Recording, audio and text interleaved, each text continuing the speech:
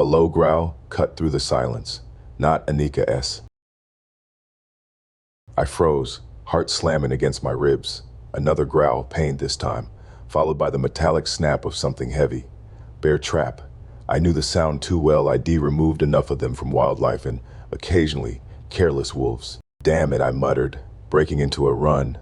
Branches whipped at my arms as I followed the sound. The scent hit me first teakwood and something darker, like smoke and spice alpha. He was massive, even crumpled on the ground. Blood pooled around the trap, biting into his leg, matting dark fur. His eyes golden, furious, locked onto mine. A warning rumble vibrated from his chest. Easy, I said, keeping my voice low and steady. I dropped to my knees a safe distance away, hands visible. I am a doctor. Let me help before you bleed out. His nostrils flared, the growl faltered. For a split second, something shifted in those eyes, recognition, shock, hunger. The words slipped into my mind like a whisper. I could tint block. Mate. I shook my head hard, pushing the thought away. Mate bonds were for packs, not for someone like me. But the pull was already there, warm and insistent, wrapping around my ribs like invisible threads. His breathing slowed as I inched closer, my fingers hovering over the trap mechanism. This is going to hurt, I warned, meeting his gaze. My hands were steady. Years of emergency medicine had trained them, but my pulse thundered in my ears. He didn't look away. A low, almost soothing purr rumbled from his chest as my fingers brushed his fur. The sound vibrated through me, settling something deep I hadn't realized was restless. I worked quickly, leveraging the trap open while applying pressure to the worst of the bleeding. Practical details grounded me, artery intact, bone likely fractured, infection risk high if not clean soon. His massive hand shifted back, partially twitched toward mine, but stopped. Thank you, he rasped, voice rough with pain, up close. His features were sharp, jaw clenched, a faint scar tracing his brow. Don't he thank me yet, I mumbled, tearing a strip from my own shirt to bind the wound temporarily. You still have to get back to your pack and explain why an alpha was out here alone. His lips twitched, almost a smile. The mate bond hummed louder, a quiet promise and a warning all at once. In the distance, Anika howled, sensing the shift. My quiet evening was over. The trap finally released with a sickening clang. Blood welled fresh from the deep gashes, but the artery was intact barely. I pressed the torn strip of my shirt harder against the wound, my hands slick and steady from years of practice. Hold still, I mumbled, more to myself than to him. If you shift back completely right now, I'll make it worse. The Alpha S golden eyes never left my face. His breathing had evened, that low purr still rumbling from his chest like distant thunder. It vibrated through my palms where they touched his fur, settling something restless inside me that I refused to name. Mate. The word echoed again, uninvited. I shoved it down. His massive hand partially shifted, claws retracted, twitched toward my wrist but stopped short. Respect, or pain holding him back. I could tell. Name, I asked, keeping my voice clinical while I cleaned the dirt from the worst laceration with supplies from my bag. Warren, he rasped. The sound was rough, like gravel under boots. Alpha of the Blackwood pack. Of course he was. The strongest pack in the region, and their alpha was bleeding out in my quiet corner of the woods. Anika S. distant howl reminded me she was circling, uneasy. I worked methodically, antiseptic wipes, pressure, temporary binding. The practical steps grounded me, clean, stabilize, move, no room for the warmth spreading through my ribs every time it sent teakwood and smoke wrapped around me. You alone out here, Warren said. It wasn't quite a question. His brow furrowed slightly, a micro-expression of concern that didn't belong on an alpha's face. I like it that way. I didn't look up. Lone wolves have that luxury. A pause. His fingers brushed the back of my hand as I adjusted the bandage accidental. I told myself. The contact sent a spark up my arm. You my mate, he said quietly, as if testing the words. My hand stilled for half a second. Mate bonds don't matter if one person does want them. The words came out sharper than intended. I finished the binding and sat back on my heels, finally meeting his gaze. Warren S. lips twitched the ghost of a smile or a grimace of pain. You a doctor, you fix things. His voice softened. Maybe you'll fix this too. I stood, wiping my hands on my pants. First, we get you somewhere safe. Can you stand? He tried. The movement pulled a low growl from him, but he pushed up with surprising control. I slipped my shoulder under his arm without thinking professional habit. His weight was immense, solid muscle and heat. The purr deepened, almost soothing. We moved slowly down the trail toward my cabin. Anika appeared at the edge of the trees, eyes watchful. Warren glanced at her, then at me. "You have a wolf." Obviously, I adjusted my grip, ignoring how natural his arm felt around me. Focus on not bleeding on my floor. Inside the cabin, I guided him to the sturdy table I use for emergencies. Light from the window caught the scar on his brow again. He watched me prepare fresh supplies, golden eyes tracking every movement. The mate bond hummed steadily now, a quiet thread I couldn't sever. For the first time in years, the silence of my lone life felt different. But different wasn't safe, and safety was all I had. The cabin lights cast a warm glow over the wooden table, highlighting every detail of the wound. I had Warren propped up as best I could, his back against the sturdy chair I dragged over. Blood had soaked through the temporary binding, but the bleeding had slowed. Practical steps kept my mind sharp, irrigate. Suture, if needed. Monitor for shock. "You're lucky," I mumbled, threading the needle with steady hands. "Another inch and you'd have hit the femoral artery. Hold still." Warren's golden eyes followed my every movement. That low purr continued, softer now, vibrating through the air between us like a quiet anchor. His scent teakwood and smoke filled the small space, mixing with the sharp tang of antiseptic. It was distracting, but I pushed the feeling aside. "You don't smell like pack," he said, voice still rough but clearer than before. His brow furrowed slightly, a micro-expression that spoke of curiosity rather than demand. "Because I'm not." I cleaned the edges of the gashes again, ignoring how his muscles tensed under my fingers. "Lone wolf, remember, suits me fine." A pause, his hand rested on the table, fingers twitching once as if wanting to reach out. He stopped himself, small progress maybe, or just the pain. Anika scratched at the door, her whine low and concerned. I glanced over, then back to Warren. "She'll be okay. You, on the other hand, need stitches. This will sting." He didn't flinch when the needle went in. Instead, his free hand brushed lightly against my arm, deliberate this time, but gentle. The contact sent warmth spreading through me, the mate bond humming louder, insistent. "You good at this," he murmured. "Doctor in the middle of nowhere." Years of practice. I tied off the first suture, my voice clinical. Focus on the wound, not the pull, and nowhere is better than some places. Packs come with too many complications. Warren's lips twitched, almost a smile. The scar on his brow caught the light as he tilted his head. "Complications like Alpha's bleeding on your table." "Exactly." I allowed a small, dry huff of amusement. My hands worked efficiently, placing neat stitches that would hold under a shift if he was careful. The purr deepened, settling something in my chest I hadn't realized felt hollow. Outside, distant howls echoed, multiple this time, pack members searching. Warren's expression shifted, a flicker of responsibility crossing his features. "They'll be here soon," he said. "My beta will track me." I finished the last suture and applied fresh bandages, stepping back to wash my hands in the sink. The water ran cold over my skin, grounding me. The mate bond threads pulled tighter, warm and unfamiliar. Not safe. Not for a lone wolf. "You should rest," I told him, drying my hands, "and explain to your pack why their alpha was alone in my woods." Warren watched me, golden eyes steady. "Or you could come with me, see the Blackwood Pack Hospital. We could use a doctor like you." The offer hung in the air, heavy with more than just professional need. Anika howled again, closer now. The forest outside felt smaller, the quiet evening ID known fracturing under the weight of those invisible threads. I crossed my arms, meeting his gaze. "We'll see about that." But deep down, the restless part of me, the one that had been alone too long, already wondered what it might feel like to stop running. The howls grew closer, threading through the trees like urgent warnings. I wiped down the table one last time, the cloth coming away stained with faint traces of blood. Warren sat more upright now, testing his bandaged leg with cautious movements. The purr had settled into a steady, low hum, comforting, in a way that made my skin prickle with awareness. "Anika, inside," I called softly.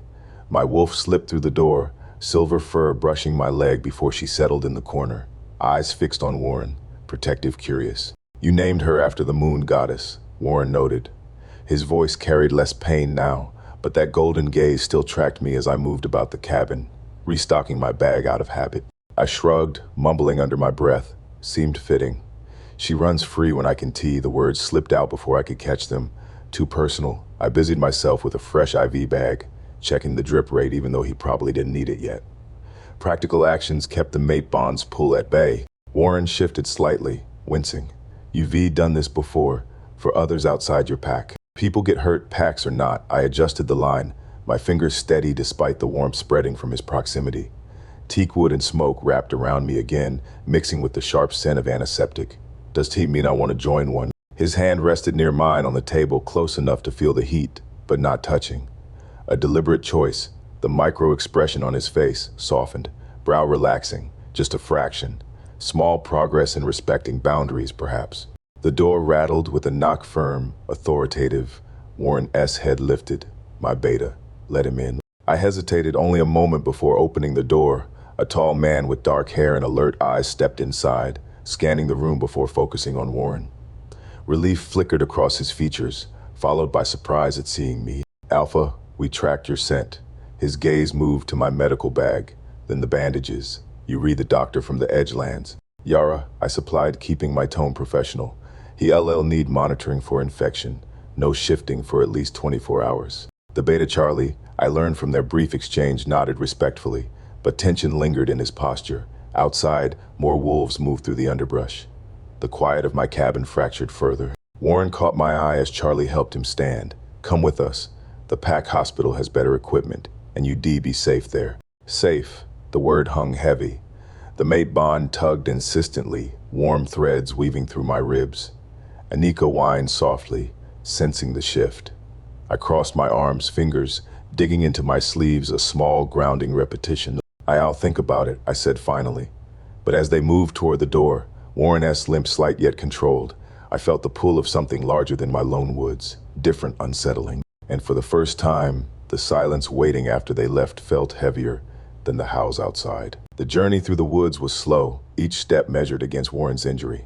Charlie supported most of his weight on one side, while I stayed close on the other, my medical bag bumping against my hip. Anika trailed behind us, her silver fur catching moonlight as she kept watch. The forest felt alive with unseen eyes, pack scouts. No doubt. Easy on that leg, I mumbled, adjusting my grip on Warren S.'s arm. My fingers brushed the edge of the bandage. The fabric was still dry, a small relief. If it reopens, we stop. Warren S.'s low purr rumbled in response, vibrating through his chest and into my shoulder. Teak wood and smoke surrounded me again, warmer now from the exertion. He glanced down, golden eyes softening at the corners, a micro-expression that didn't match the alpha reputation. heard whispered in the Edgelands. You worry for an alpha you just met, he said quietly. His voice carried that rough edge, but there was no command in it. Respect. Again, small progress. Professional habit. I kept my tone light, but my pulse quickened with the mate bond. Steady pull. Not safe, not yet. The threads felt tighter in the open air, like invisible roots seeking soil. Charlie shot me a curious look, but said nothing. The Beta S posture was alert, muscles tense under his jacket. Hospital S just ahead, Doc. You LSC, we re-prepared. The trees thinned, revealing the Blackwood Pack S main settlement. Lights glowed from sturdy buildings, and the scent of multiple wolves mixed with pine and earth. A larger structure stood out, modern lines blended with natural wood. Clearly the hospital. Practical details grounded me. Wide doors for easy access, visible emergency lighting, faint antiseptic trace on the breeze. Inside, the sterile brightness contrasted the forest darkness. Nurses and staff moved with purpose, eyes widening at the sight of their injured Alpha. One older woman, likely a senior nurse, rushed forward with a wheelchair. Alpha Warren, what happened? Her gaze flicked to me, respectful, but assessing. Bear trap I supplied before Warren could speak, cleaned and sutured in the field. Needs monitoring for infection and no shifting for 24 hours minimum.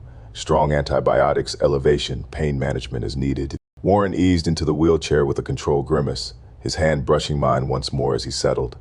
The contact lingered a fraction longer than necessary, deliberate, gentle. The purr deepened. Thank you, Yara, he said, voice low enough for only me to hear. Stay, at least tonight. The pack owes you. I crossed my arms, fingers digging into my sleeves again. Anika pressed against my leg, warm and solid. The hospital buzzed around us, familiar yet foreign. Part of me wanted to turn back to the quiet cabin. The other part, the restless one that had stitched wounds alone for too long, felt the pull of purpose. I'll stay to check on the sutures, I said finally. Then we all see. Warren's lips twitched, almost a smile.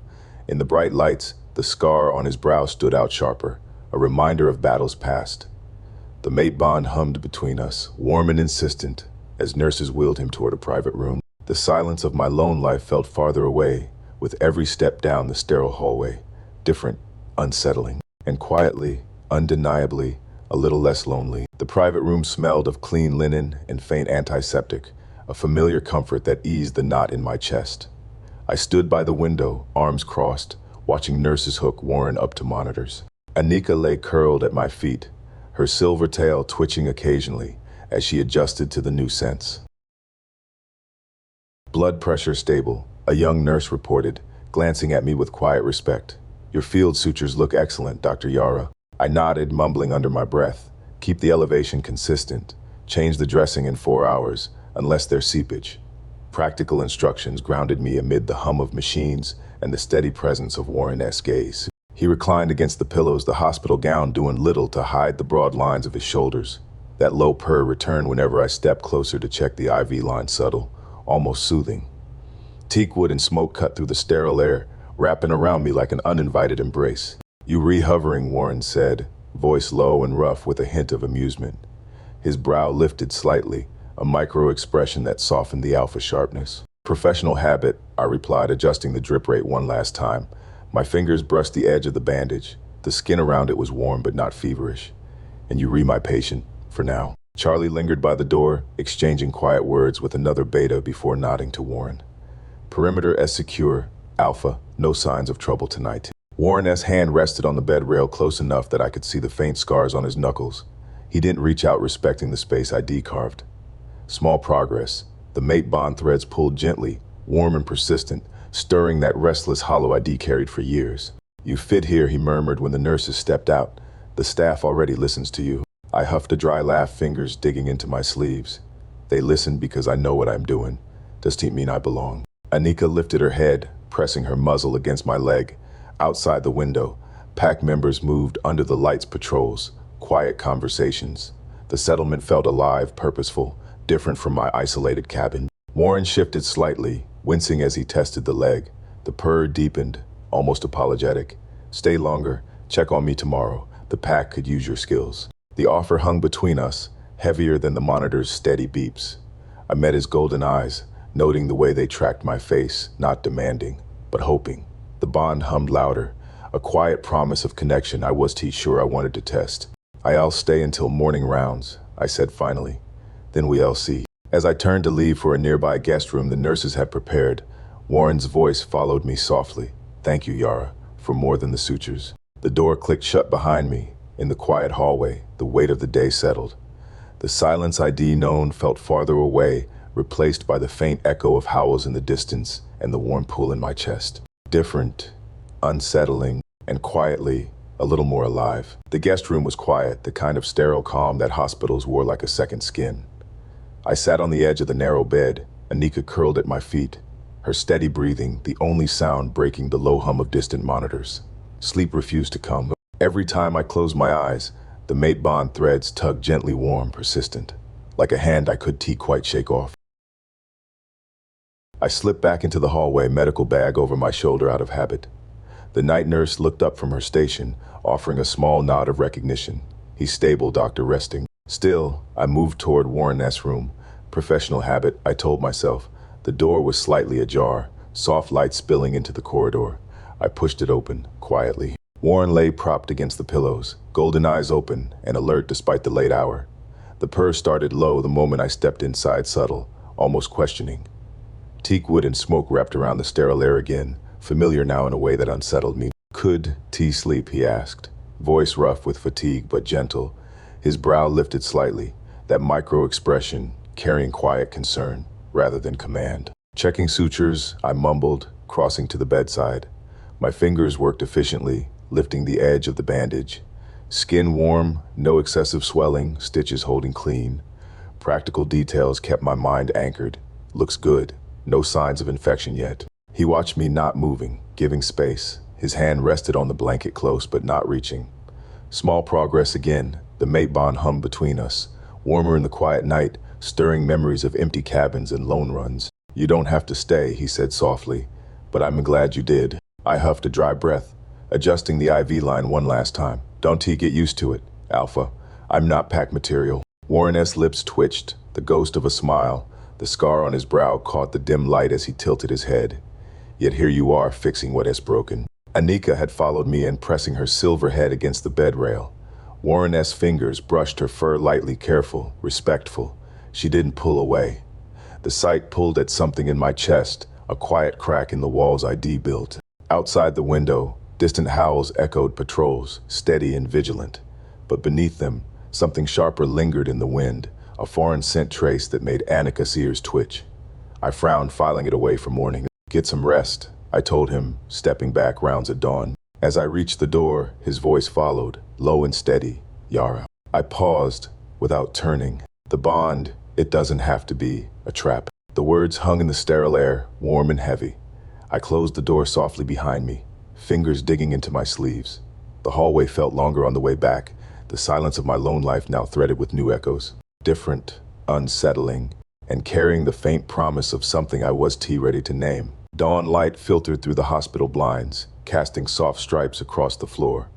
I adjusted my medical bag strap, Anika padding quietly beside me as I made my way back to Warren S. room. The night had been restless, the mate bond's persistent hum mixing with faint, distant howls that carried an edge I could quite place.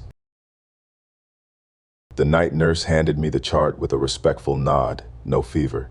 Doctor, he asked about you twice." I mumbled under my breath, of course he did. Practical focus, check vitals, reassess the wound, plan discharge if stable. These steps kept the warmth in my chest from spreading too far. Warren was already sitting up when I entered, golden eyes catching the morning light. The low purr started immediately deeper in the daylight, vibrating through the quiet room like a steady anchor. Teakwood and smoke mingled with fresh coffee. Someone had brought him practical care from his pack. "Morning, doctor," he said, voice still rough but clearer. His brow lifted slightly, a micro-expression of quiet anticipation rather than demand. "Sleep well." "Enough." I set the bag down and approached the bed, fingers efficient as I lifted the bandage edge. Skin remained warm but not hot. Stitches neat, no redness spreading, healing faster than expected. Alpha metabolism helps. He watched my hands, not moving, giving me space. His fingers rested near the rail, close but respectful. Small progress that tugged at the threads between us.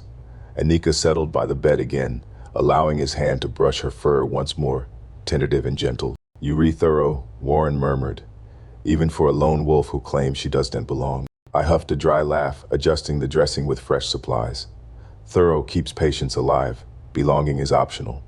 The words felt lighter than they should, the mate bond humming warmer in the shared quiet. Memories of empty cabins flickered lonely, but safe, now contrasted by the steady rhythm of pack life outside the window. A soft knock interrupted. Charlie stepped in, expression alert. "Alpha morning patrol report." Quiet, but we picked up a faint foreign scent near the eastern border. Could be nothing. Warren S. posture shifted subtly, protective instinct rising.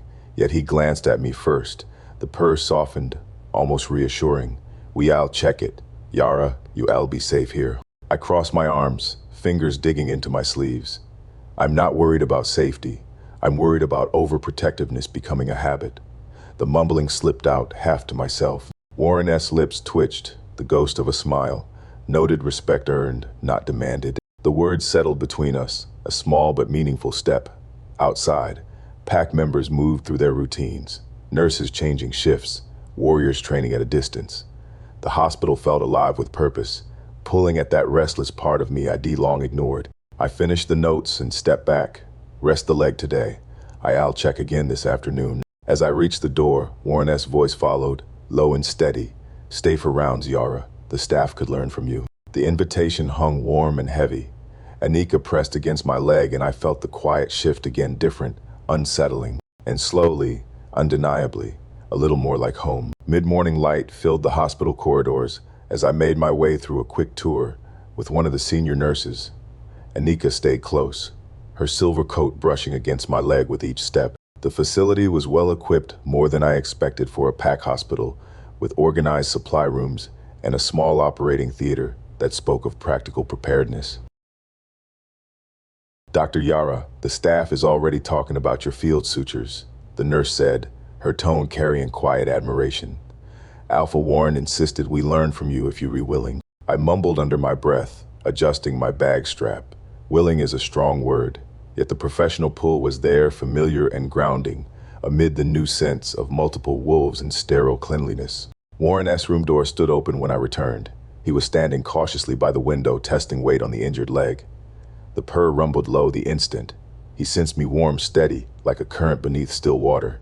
Teakwood and smoke wrapped around the space, mixing with the faint trace of coffee and pack life outside. Shouldn't he be on that leg yet, I said, crossing to him with efficient steps.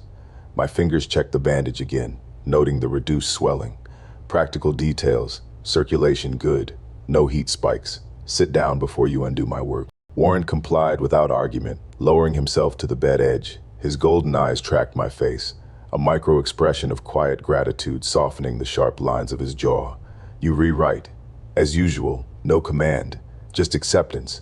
Small progress that tugged at the mate bond threads. Anika nudged his hand, and he stroked her fur lightly, careful, respectful. The sight pulled something tight in my chest. Not a trap, his words from last night echoed. I pushed the thought aside, focusing on the chart. Charlie appeared in the doorway, expression tighter than before. Alpha, Eastern Border Patrol found tracks. Not ours, human-made boots, but the scent underneath wolf faint, but deliberate. Warren's posture shifted, protective instinct flaring, yet he glanced at me first. The purr softened, almost reassuring rather than dominant. Double the patrols quietly. Yara stays under watch. I crossed my arms, fingers digging into my sleeves. I don't need a shadow, Warren. I've handled lone woods for years. The words came out sharper, but the mate bond hummed warmer in response, insistent. He met my gaze steadily, not a shadow. Respect for the doctor who saved my life. His lips twitched faintly, the ghost of a smile. And my mate, if she'll let me prove it, worth it. The foreign scent trace from the report lingered in my mind, a quiet warning beneath the hospital ESCOM. Anika's ears twitched, sensing the shift. The pack outside moved with routine purpose, but the air felt a fraction heavier. I finished my notes and stepped back, rest. I'll check again later. As I left the room, the warm pull in my chest mixed with the faint edge of unease, different, unsettling, and slowly threading itself into the fabric of something I could no longer fully ignore. The hospital cafeteria hummed with low conversation as I picked at a simple lunch tray. Anika lay under the table, her warm body a steady presence against my leg.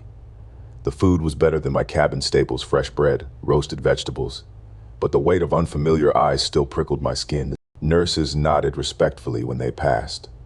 A few even offered tentative smiles. I mumbled under my breath, not used to an audience. The mate bond threads pulled gently, a constant undercurrent even with Warren 2 floors up. Teakwood and smoke lingered in my memory, mixing with the cafeteria's coffee scent. A shadow fell across the table. Charlie stood there, tray in hand, expression carefully neutral. Mind if I join you, doctor? Alpha asked me to make sure you're resettling in. I gestured to the seat across from me, fingers tightening briefly on my fork, checking on the stray, or just following orders. The beta sat, his movements controlled, a bit of both, but mostly thanks. Warren's already moving better than he should, your work. Practical pride flickered small but grounding. I adjusted my grip on the fork, repeating the motion to steady myself.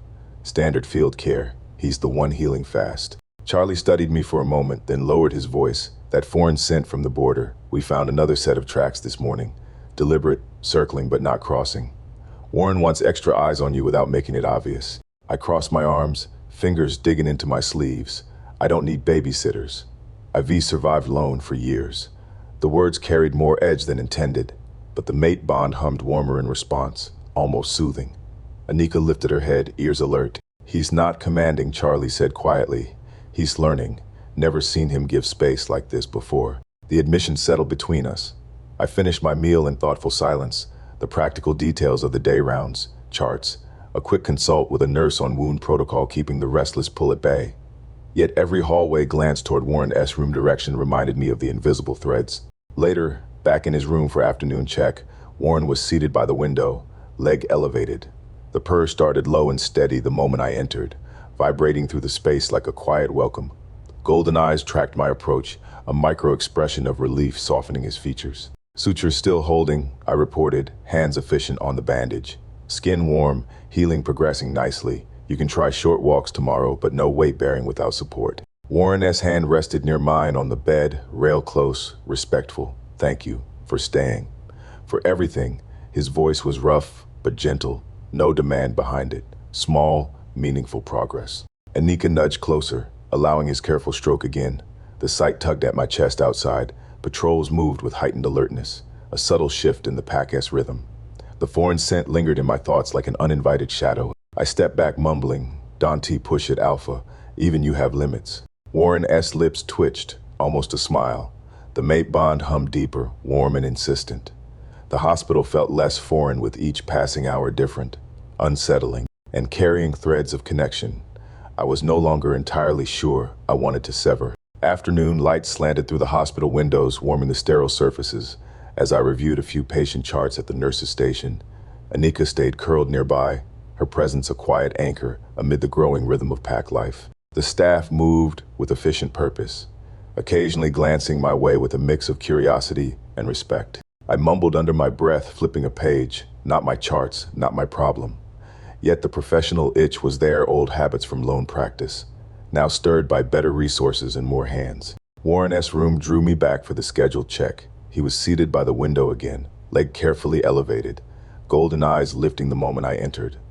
The low purr rumbled immediately, steady and warm, cutting through the faint beeps of monitors. Teakwood and smoke wrapped around the space, familiar now, threading with the mate bond's persistent pull. Legs still behaving, I asked, setting my bag down and approaching with steady hands.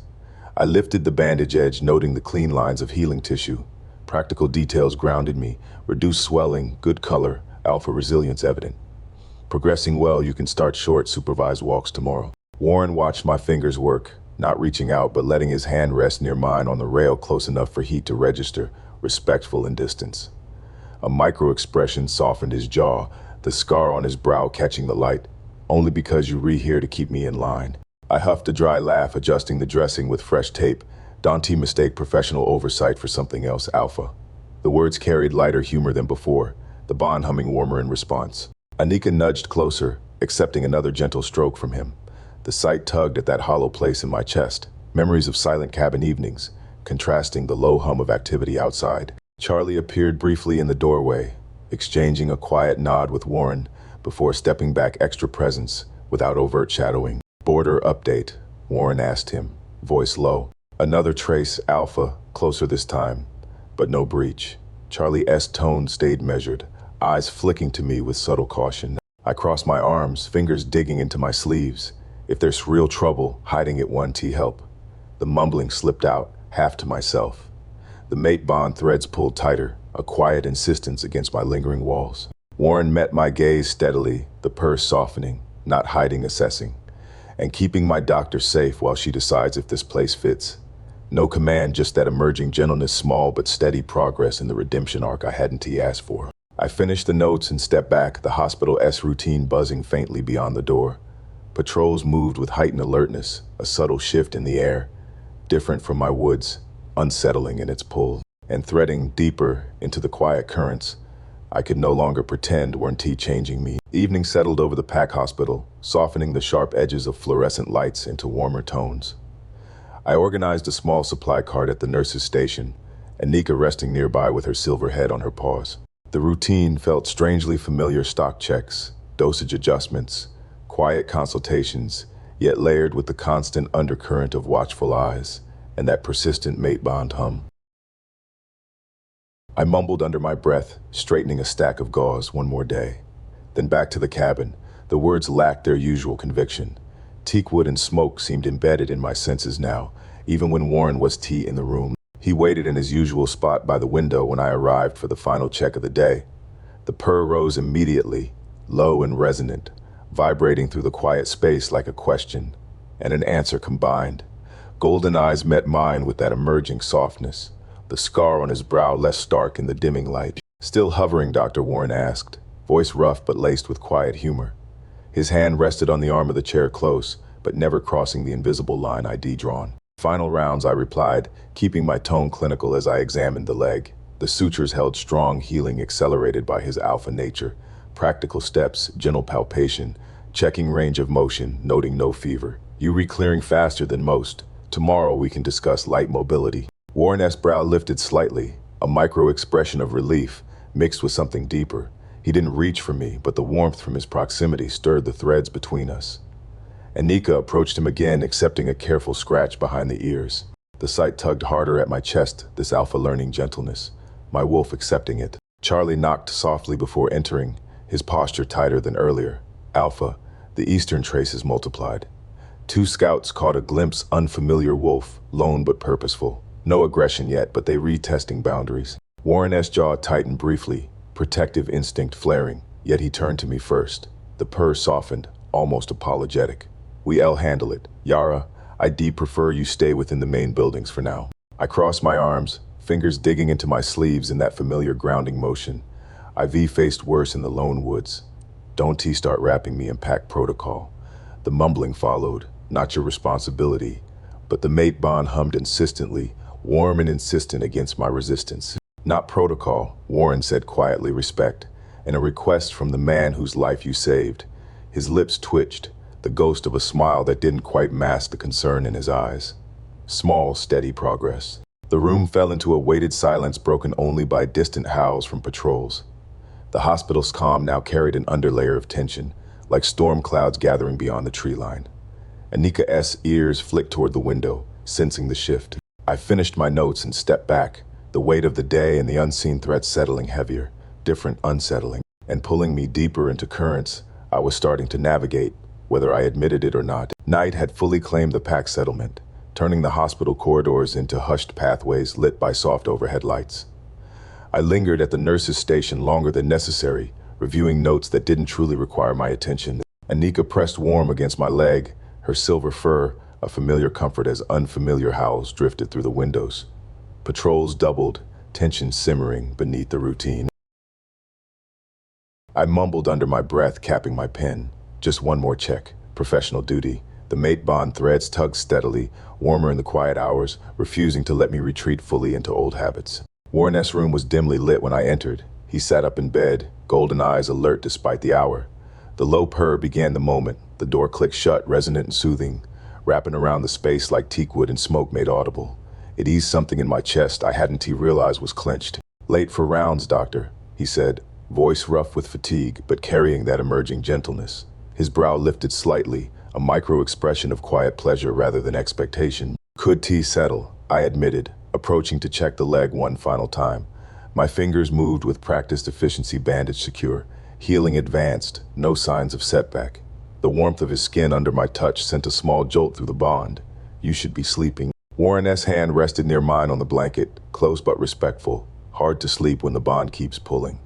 He didn't push, just let the statement hang, giving me space to respond or not. Small, consistent progress. Anika hopped onto the foot of the bed with surprising ease, curling near his uninjured side. He stroked her fur lightly, careful and unassuming. The sight pulled at me again, my wolf trusting. This alpha learning restraint. A soft knock broke the moment. Charlie stepped in, expression grave. Alpha, the scouts confirmed it. The unfamiliar wolf left a message, scent markers, and a scrap of cloth from an old rival pack. Testing us, they might be probing for weakness after your injury. Warren S. jaw tightened, protective instinct rising, but his gaze returned to me first. The purr softened, almost reassuring. We stay vigilant. Yara remains here, under protection. I crossed my arms, fingers digging into my sleeves. I'm not fragile porcelain, Warren. Lone wolves handle threats daily. The mumbling followed softly. Don't cage what you claim to respect. Yet the mate bond hummed deeper, warm threads weaving through my resistance, like roots finding soil. Not a cage, he murmured, golden eyes steady, a choice. Stay because you want to, not because you have to. The words lingered in the quiet room, heavier than the monitor's beeps. Outside, another distant howl carried an edge foreign, watchful. Anika S. ears twitched, mirroring the shift in the air. I stepped back toward the door, the weight of decisions pressing closer, different, unsettling, and slowly, undeniably, harder to walk away from. The Eastern Border Patrol call came at dusk. I grabbed my medical bag out of habit, Anika at my heels as I followed Charlie toward the tree line. Warren moved beside me with a slight limp, short walks only. as I deordered, but his presence felt steadier now, less like a cage and more like shared ground. "Stay behind the line," he said quietly, golden eyes meeting mine. No command, just concern wrapped in respect. The low purr rumbled beneath his words, teakwood and smoke cutting through pine and tension. I mumbled under my breath, adjusting the strap on my shoulder. "I am the doctor. If there are wounds, I handle them." Fingers dug briefly into my sleeves, grounding the restless pull in my chest. The mate bond threads felt tighter tonight, warm and insistent, like roots finally finding soil. The rival scout was alone, but bold scent markers fresh, a deliberate provocation. When the confrontation broke, it was quick, growls, a brief clash of forms. Warren held position, protecting rather than dominating. I moved in the moment a claw caught the scout's flank, clean laceration, manageable. "Pressure here," I directed sharply, hands already working with gauze and antiseptic from my bag. Practical steps anchored me amid the chaos. Clean the wound, assess depth, administer a field shot. The scout snarled, but didn't he resist once he realized I was teat fighting. He live, but he carries a message back. Blackwood Pack isn't teat weak, and we treat our own. Warren's hand brushed my arm as I stood, the contact lingering with deliberate gentleness. His brow lifted slightly, a micro-expression of pride and something softer. Anika pressed against my leg, silver fur warm and solid. Later, back in the hospital as night deepened, the settlement buzzed with quiet relief. I checked Warren's leg one final time in his room, stitchers holding. Healing well, the sterile lights felt less foreign now. "You didn't have to come out there," he murmured, voice rough but warm. The purr deepened as I lingered by the bed. "I chose to." I crossed my arms, but my fingers did dig as hard this time. Lone wolf habits die hard, but maybe they don't have to. He didn't reach out first. Instead, he waited, golden eyes steady, respect earned, not demanded. The mate bond hummed between us, no longer a trap but a quiet promise of mutual strength. Memories of empty cabins faded against the steady rhythm of pack life outside the window. Patrols, distant howls, nurses changing shifts. Anika curled at our feet. Warren's lips twitched, the ghost of a full smile. "Luna," he said softly, testing the word. "If you have us." I huffed a dry laugh, the mumbling slipping out one last time. "One step at a time, Alpha. But yes, I think I will." The restless hollow in my chest eased, filled with purpose and warmth I hadn't known I needed. Outside, moonlight filtered through the trees, silver and steady. The foreign threats would come again, rival packs never stayed quiet forever. But here, in this place of sutures and second chances, we were rebuilding, different, no longer unsettled, whole.